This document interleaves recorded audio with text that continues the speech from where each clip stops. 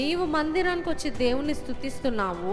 నీవు మందిరం నుంచి బయటికి వెళ్ళినప్పుడు నీ యొక్క పెదాలు దేవుని స్తుతిస్తున్నాయా? నీ యొక్క హృదయము దేవుని స్తుతిస్తుందా? అందుకే చూడండి, యెషయా 29:13 పెదవులతో వారు నన్ను స్తుతిస్తారు కానీ వారి యొక్క హృదయాలు ఇంకా దూరంగానే ఉన్నాయి.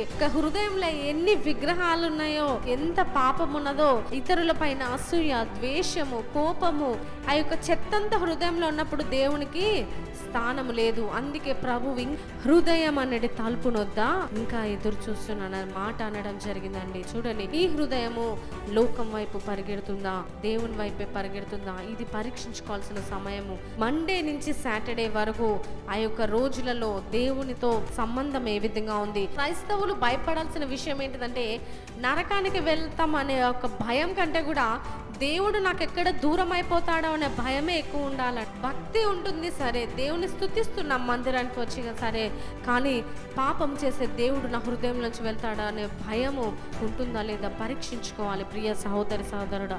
అందుకే కీర్తనలు 9 మొదటి 2 వచనాలు చూసినప్పుడు నా పూర్ణ హృదయంతో నేను యెహోవాను స్తుతించిన మొదటి ఆజ్ఞ కూడా అదే.